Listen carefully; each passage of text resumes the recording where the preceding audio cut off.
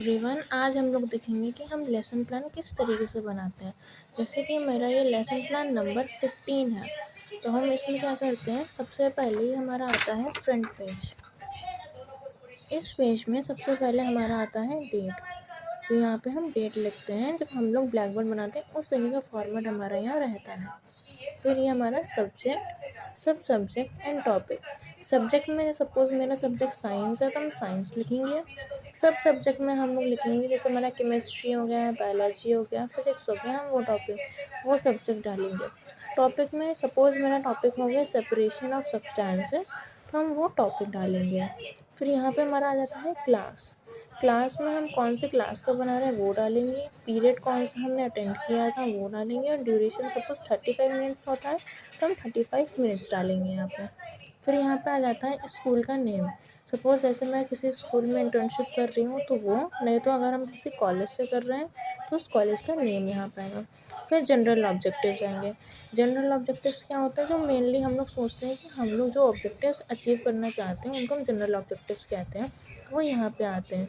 Mainly आप लोग 4 लिखते हैं, वैसे तो 5 भी लिख सकते हैं। स्पेसिफिक ऑब्जेक्टिव्स वो होते हैं जो आपने थ्रू आउट दी लेसन आपने कवर किए होते हैं। जैसे कि सपोज़ आपने बोला मिक्सचर क्या होता है, तो आपने लिखा कि students will be able to understand the meaning of mixture. तो वो आपका क्या हो गया, आपका स्पेसिफिक ऑब्जेक्टिव हो गया। फिर आता है प्रीवियस नॉलेज, मतलब ये है कि उस जो हम टॉपिक पढ़ा रहे हैं उसके बारे में बच्चों को कितनी नॉलेज है, उसका जो बेसिक आइडिया होता है वो आपको यहाँ मेंशन करना होता है। फिर आ जाता है teaching ads use. Teaching ads use मतलब जो हमने कोई एड, सपोज हमने कोई फ्लो चार्ट यूज़ किया या हमने टीच नेक्स्ट यूज़ किया, स्मार्ट बोर्ड यूज़ किया, वो हम यहाँ पे मेंशन करते हैं। मोस्टली हम हैंडमेड टीचिंग एड्स ही यूज़ करते हैं, तो हम वो ज़्यादा मेंशन करते हैं। ट्रेनीज़ अपना हैंडमेड करते हैं, और जो टीचर्स बनाती हैं वो अपना जो भी उन्होंने जो भी यूज़ किया था वो लिखते हैं। फिर आता है इंट्रोडक्शन। इंट्रोडक्शन में हम लोग यहाँ पे ये पूरा इंट्रोडक्टरी लिखते हैं कि हमें किस तरीके से उस टॉपिक को अपने जो क्लास है उसमें इंट्रोड्यूस करना था, उसके हिसाब से हम क्वेश्चन आंसर्स जो है वो यहाँ पे लिखते हैं। जैसे यहाँ पे हमने क्वेश्चन लिखा, फिर उससे आंसर, फिर वैसे ही हम यहाँ पे, वो हमारे ऊपर होता है हम कितने क्वेश्चन, सब कुछ लोग यहाँ पे 4 लिखेंगे, कुछ 5 लिखेंगे। मैक्सिमम 5 रखने चाहिए, चूँकि हम बच्चों का कोई भी टॉपिक इंट्रोड्यूस करते हैं तो उसके लिए 5 या 7 मिनट्स लगते हैं मैक्स। फिर statement of M. Statement of M में हम लिखेंगे students today we will learn about, और उस टॉपिक का नाम जो हमने यहाँ पे लिखा है। अब हम लोग आ गए हैं सेकंड पेज पे। ये हमारा सेकंड पेज है, इसमें हमने स्टार्टिंग में डाला है इनपुट, फिर डाले एक्सपेक्टेड बिहेवियरल आउटकम्स, उसके बाद हमारा टीचिंग पॉइंट, इंस्ट्रक्शनल ऑब्जेक्टिव्स और people teacher statement. Teaching point वाला जो आपने कॉलम बनाया है, आप उसको जितना मतलब थिन रख सकते हैं, बिकॉज उसमें आपको सिर्फ टीचिंग पॉइंट लिखना होता है। मतलब सपोज आपका पहला टीचिंग पॉइंट हो गया मिक्सचर एंड इट्स प्रॉपर्टीज़, तो आपने यहाँ डाल दिया मिक्सचर एंड इट्स प्रॉपर्टीज़ बस। फिर यहाँ पे इंस्ट्रक्शनल ऑब्जेक्टिव होता है, ये आप तब लिखते हैं जब यहाँ पे अपना एक्सप्लेनेशन लिख लेते हैं। उसके बाद यहाँ पे आपको सबसे पहला आता है, इसमें आप लिखेंगे कि टीचर अपना कैसे इंट्रोड्यूस करता है, फिर उसका एक्सप्लेनेशन क्या होता है, या आपको एक्टिविटी कंडक्ट करवाते हैं वो, ये चीज़ आप यहाँ लिखते हैं। फिर हमारा आ जाता है थर्ड पेज। थर्ड पेज में हमारा सबसे पहले ऊपर पड़ता है प्रोसेस, फिर आता है लर्निंग एक्सपीरियंस। उसके बाद हमारा जो है, इसको भी हम 3 कॉलम्स में डिवाइड कर लेते हैं, जिसमें कि हमारा पहला कॉलम होता है एक्सपेक्टेड स्टूडेंट रिस्पांस। मतलब ये कि अगर आपने यहाँ पे कोई डेवलपमेंट्री क्वेश्चन या इंट्रोडक्टरी क्वेश्चन लिखा है तो उसका आप रिस्पांस क्या एक्सपेक्ट करते हैं स्टूडेंट से, वो आप यहाँ लिखते हैं। फिर दूसरा क्वेश्चन लिखते हैं तो उसका रिस्पांस यहाँ आता है।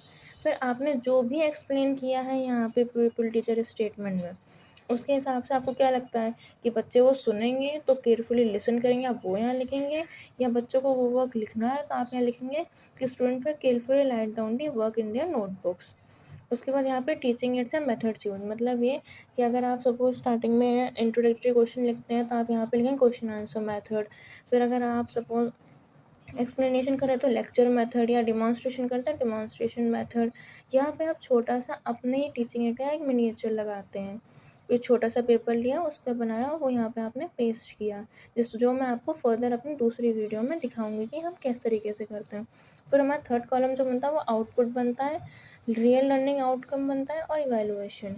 जो ये 3 चीज़ें हम लिखते हैं। इवैल्यूएशन मतलब ये है कि जो हमने पढ़ा है उसके हिसाब से हम बच्चों से क्या करते हैं, 1 या 2 क्वेश्चन पूछते हैं, जिससे कि हमें ये समझ आ जाता है कि बच्चों को कितना समझ आया है उस चीज़ पे।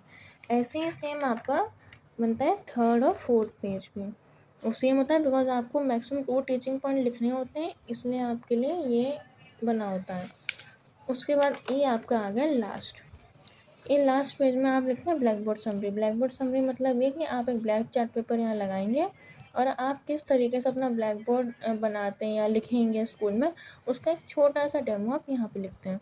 फिर सुपरविजन होता है, जिसमें आप ये लिखते हैं कि टीचर वर्क चेक करेगा या टीचर पूछेगा वो। रिकैप्सुलेशन क्वेश्चंस मतलब है जो आपने इवैल्यूएशन क्वेश्चन पीछे पूछे थे, वही रिकैप्सुलेशन क्वेश्चंस हो जाते हैं कि आपने बच्चों को 2-3 क्वेश्चन आपने लेक्चर के एंड में पूछे, ताकि आप उनको रिवाइज करवा पाएँ कि आपने क्या पढ़ाया है। उसके बाद आता है होमवर्क। होमवर्क में या तो आप अपनी साइड से क्वेश्चंस दे सकते हैं, नहीं तो आप बुक की कोई एक्सरसाइज यहाँ पे मेंशन करेंगे, तो आपको वो मेंशन करना होगा कि मैंने आज स्टूडेंट्स को कि सॉल्व दिस क्वेश्चन या ये सॉल्व दिस एक्सरसाइज या मेक दिस, वो सब आपको यहाँ पे मेंशन करना होता है। तो होप सो आपको ये सब समझ आया हो आज की वीडियो में। थैंक यू, और please like share and comment करिएगा ज़रूर।